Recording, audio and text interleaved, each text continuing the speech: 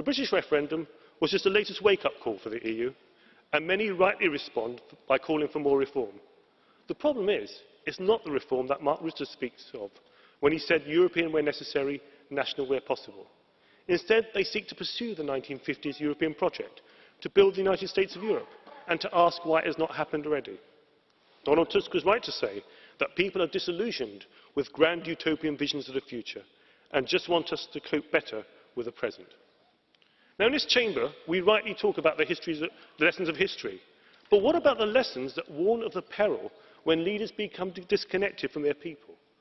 And increasingly, decisions in the EU are not necessarily being made in an open and transparent way, especially in this chamber. Decisions are not always made by all 751 MEPs from across the continent. Politics is about perception.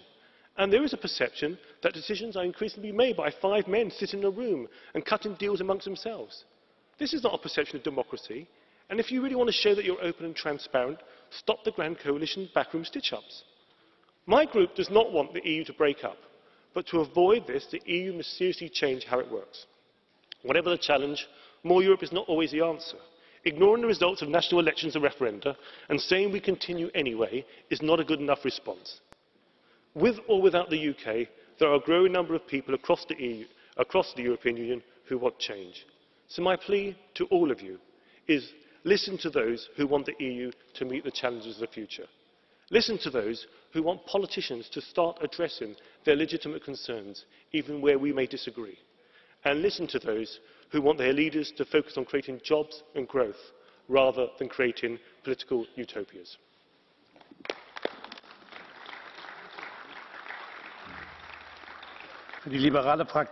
Now for the Liberal Group, Chairman Verhofstadt. Well, I have it always a little bit difficult that you give lessons to us. You are leaving the Union and you are explaining here what to do in the future. It's incredible, incredible. And should it be not better that you know what to do in Britain? Because the Brexiteers, in my opinion, they have any clue of what needs to be done for the moment. That should be better, to give lessons in London and not here, in Strasbourg. In fact, the Brexiteers, they remind me rats fleeing a sinking ship. Cameron resigned. Johnson abandoned. And Farage wants more time for himself and his family to spend his European salary, apparently. So the Leave man remains, or disappeared for the moment. So I think that probably, dear colleagues, the last man standing in Britain will be a woman. That will happen.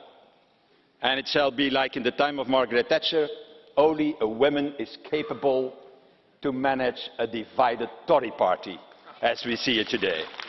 Are you aware of how British parliamentary democracy works? What happens is that the leaders of the main parties and those of government were all EU fans. They were all on your side.